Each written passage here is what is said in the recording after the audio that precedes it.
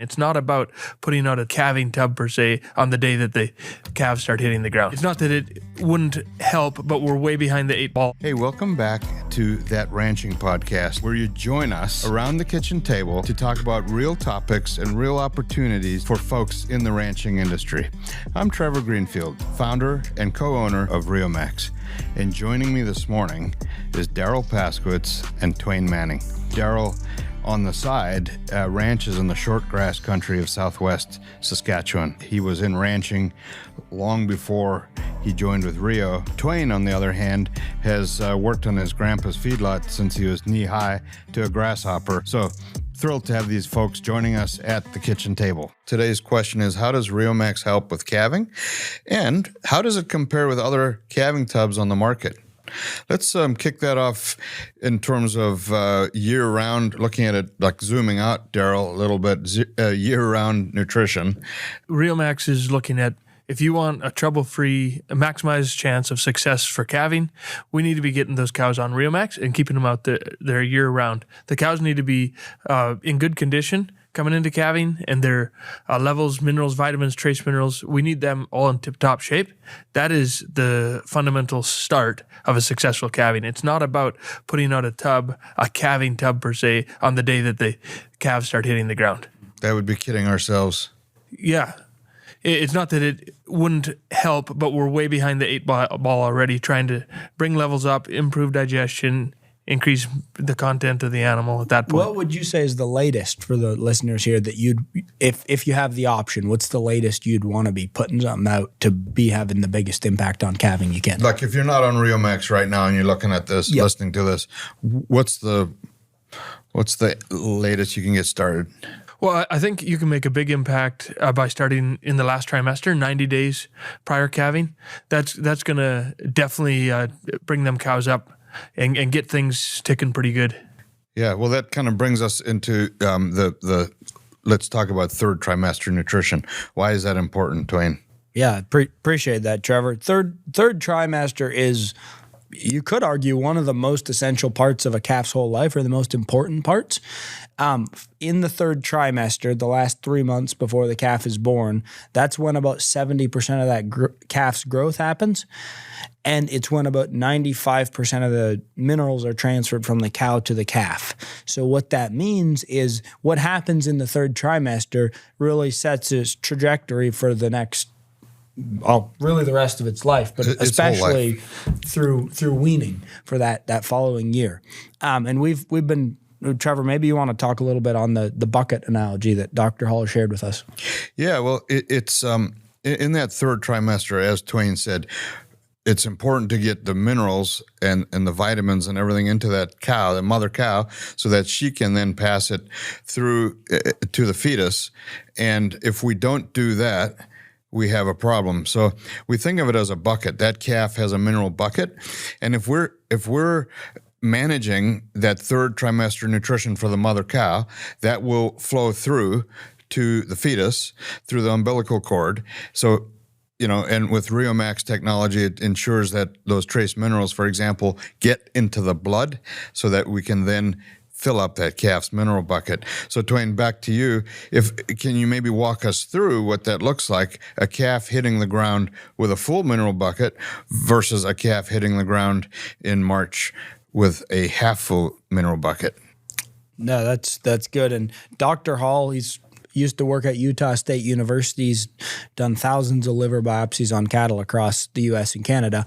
And one of the things he's taught us, and a lot of producers don't know, is from the time that calf's born till the time it's about 90 days old, it is living on the reserves or the bucket it was born with. So if you think of that bucket, it's full coming out and it's got a hole in the bottom, that it's slowly draining through that 90 days to, at the end of that 90 days, that calf will start actually consuming feed and mineral and different things and being able to replenish some of those supplies. But if that calf's born with a half full mineral bucket with the same hole in the bottom draining out the minerals, or it's depleting its resources, typically speaking, when you have an outbreak in sickness at that 60 to 90 days old in those calves, that's a sign not necessarily the sickness isn't the main problem. The main problem is their immunity is typically at its lowest point because they're running out of reserves.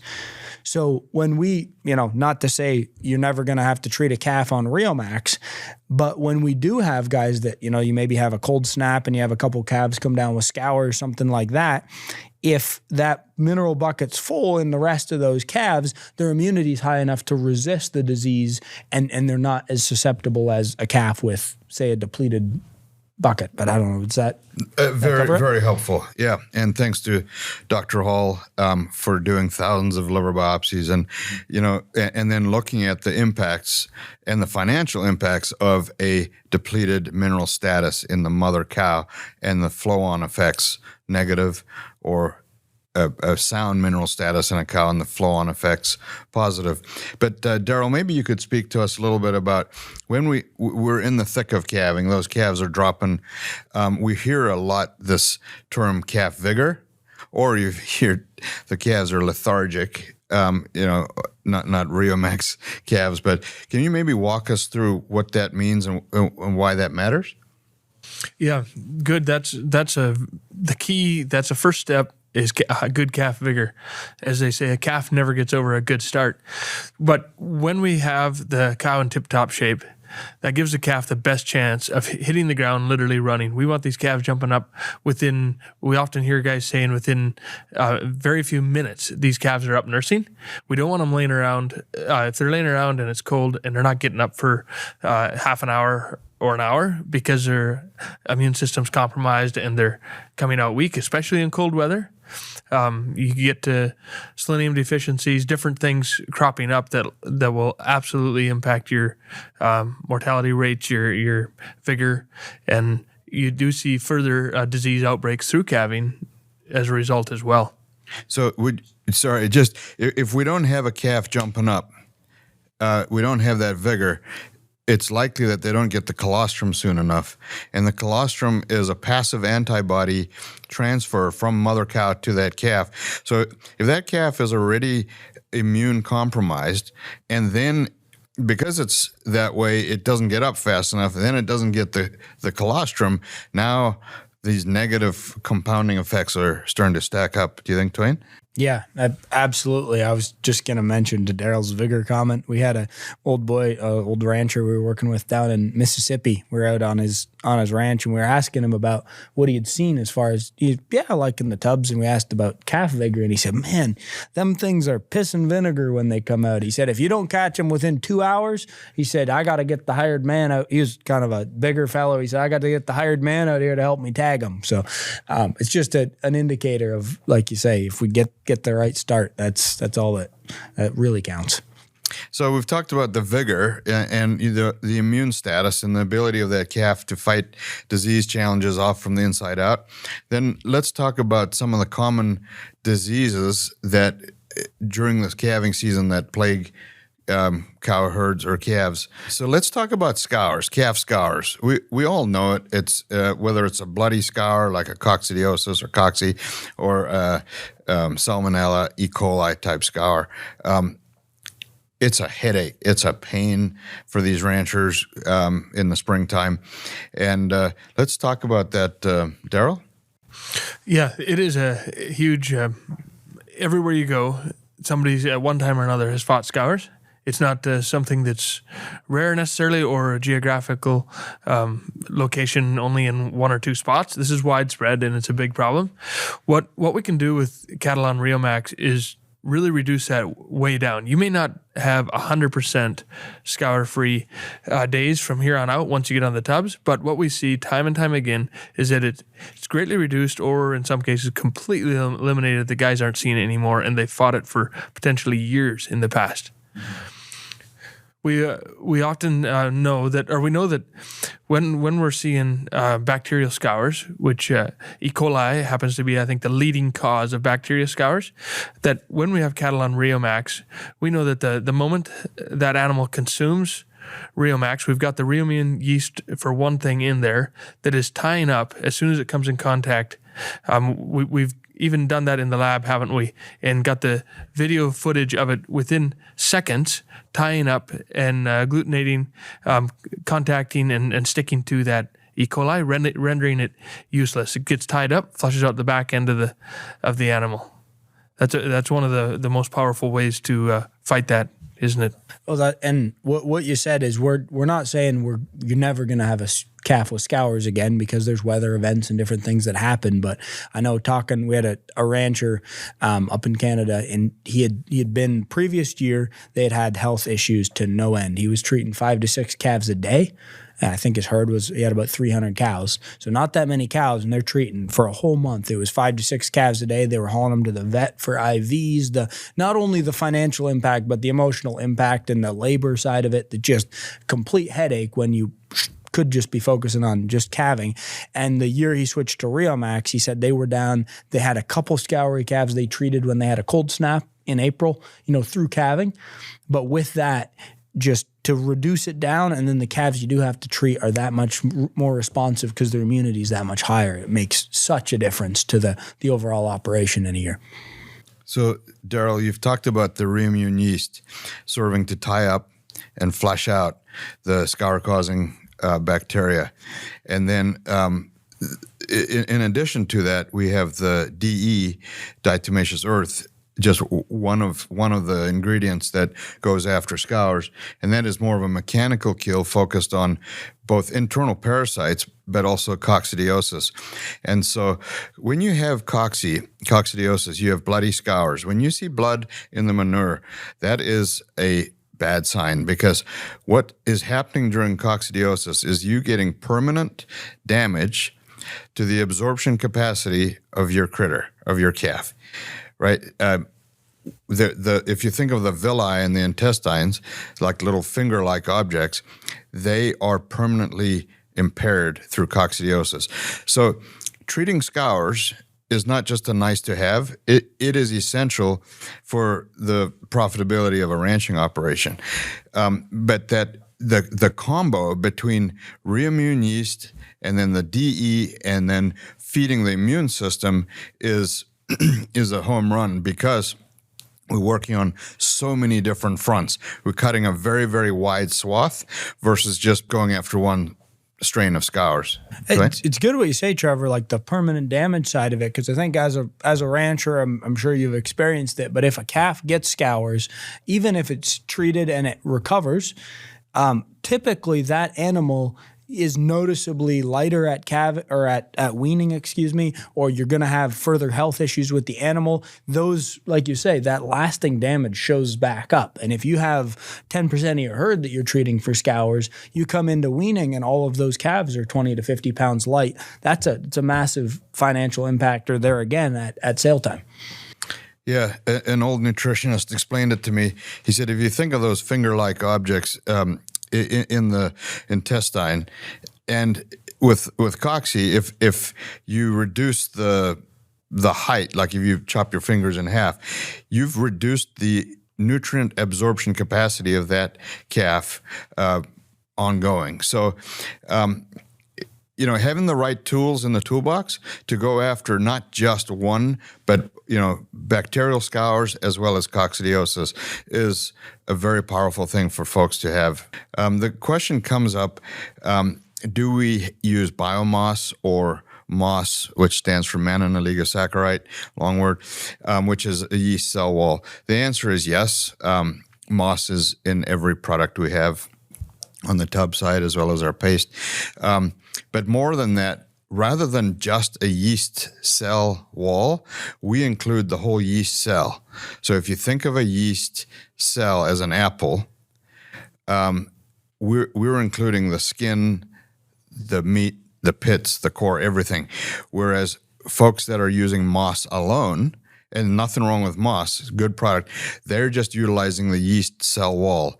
I guess the difference is a yeast cell wall is going to serve partly to tie up and flush out bad bacteria, whereas when we're using a 5-component yeast, the Rioimmune, yeast cell wall will tie up and flush out bad bacteria. And then you got to focus on digestion health. You got to focus on the immune response. And so we're looking at it, again, cutting a much wider swath versus just a single focus. Daryl, back to the study we did in the lab on Rioimmune. Can you talk to that, what we saw in terms of tying up? Yeah, I've been done on both E. coli and Salmonella, and within 30 seconds, you can see visually with your eye that you're tying up, and agglutinating is the word we use, that it's rendering the bacteria unabsorbable by the animal. It's not going to affect the animal, even once it's flushed out of the system and back out on the ground. If it's licked up out of the mud or water puddle by another animal, it's already bound to that yeast cell wall. Deactivated. Yeah.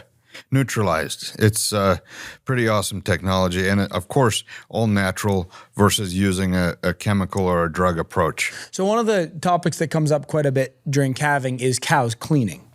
And Daryl, maybe you just want to touch on how Riomax can help with that, and then some other impactors of cows cleaning that are maybe outside of Riomax's control. Yeah, 100%. Riomax will greatly improve the way your cows clean. When you're on Riomax year-round, and those cows have good levels of not only the nutrition is in the form of minerals, vitamins, and trace minerals, but they also are extracting the maximum protein and energy out of their feed. That is the key to having good, successful calving, where you don't have a bunch of cows not cleaning. Some people might think of selenium as potentially one of the contributors, and it is, but it's not limited to that. It's not the only reason cows don't clean, right? It's not the only reason. There's a lot of nutrients that are needed in balance, one with another, to have an effective, immediate clean after they calve. Yep. Now, one thing you've often told me is that what we refer to as global nutrition, the bigger or more important inputs in a cow's diet, protein and energy. When we're feeding Riomax, we're looking at the mineral side and obviously getting as much as we can out of the feed, but we're not the whole diet. And so I think maybe just touch on, when we're looking at a cow's diet, especially coming into calving, there's factors outside of just Riomax or just the mineral supplement that do play a big impact on performance through this time. Yeah, you might say it goes without saying, but we just need to be reminded about it, that we have to foundationally have a diet that is capable of supporting the cow, especially as we get into the higher requirement times, pre-calving and during calving. We have to be supplying feed that is up to par to what they need, that it's going to cover their bases. We're going to use Riomax to get more out of that feed. We're going to break it down further than the cow's going to by herself, and that's going to extract more of that protein and energy. But if we don't have it, we're going to have cows coming in low body score. We're going to have low colostrum quality, and we're going to have low colostrum quantity. We all know the impact of that. We're going to have a bad calving season. We're going to have weak calves. Potentially cows not cleaning, low on energy. Cows not cleaning, yep. And just to the cleaning point, when you have a cow that doesn't clean, you're likely to get infection in the reproductive tract, and that is the first negative step against getting that cow rebred, because you have that infection. So helping cows clean, again, one of that, looking at the big picture, has a very negative flow-on effect to breed up. So that's why we like to look at global nutrition and look at the entire ranching operation and look at what are we doing this for? End of the day, we're in it to create a successful ranch, right? And have calves that you can market in the fall. And that's why we look at this holistically. That's good, Trevor. And I would just say, we don't want to strike fear into anybody through this. There's a lot of things that can go wrong through calving, and we want to make sure it's talked about. And I would say more when we're talking to new guys looking at getting started on the program, we're not just here just to push a product, you might say. When we have guys that call us and say, look, we're looking to solve our calf health issue at calving.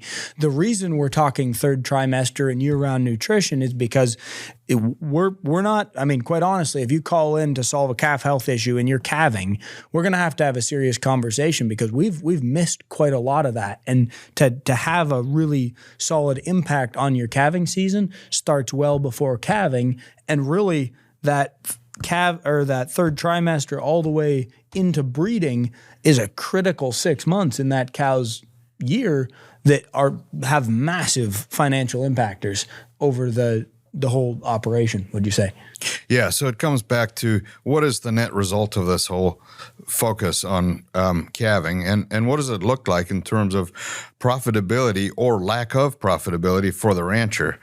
And so I was going to say, Twain, when you're talking about that holistic approach, if you send your kids to school and they tend to get sick in the wintertime, and someone says, I want something to help my kids not get sick right at that time, you're kind of behind the 8 ball. What our approach would be, not that we sell human nutrition, but our approach would be, let's build a strong immune system. Let's help that individual thrive and have a strong immune system to fight challenges off from the inside out. And let's do the things that are predictive of health versus reactive. Yep. And it's just to sum up, really your net results you're looking at initially is calf health right off the bat. If you lose a calf, it's really hard to sell a calf. Yes. The second is setting that calf up on the right trajectory. So ultimately you get the gains you need through the summer and the weaning weights. And then third, and it's really a byproduct of it all, if calving season goes well, the cow's clean good, and they're in good condition, they're going to breed up. And we can start the whole cycle all over again. Yeah. And I guess also if you're treating less, that is a direct flow-on effect to your profitability. Yep. And we just emotionally, I know for myself, I used to work for my grandpa in his feedlot, and there's nothing worse than being out there treating half a pen of cattle, or you're pulling, sick calves in out of the mud and they're scoury, and that has an emotional drain as well. So between that and labor, you got to factor that into the equation. So I guess to wrap up, we're not proposing Riomax as a silver bullet cure-all, but a lot of it comes back to fundamental principles that work for increasing or optimizing the production capacity of your ranch and your profitability. Well, that wraps us up for this morning. As always, we're true to our purpose, and that is driving profitability back to rural North America. Unapologetically, it's who we are, it's what we do. We trust this has been meaningful for you, and don't forget to tune in next Thursday morning. From the kitchen table on That Ranching Podcast, good morning, have a great day.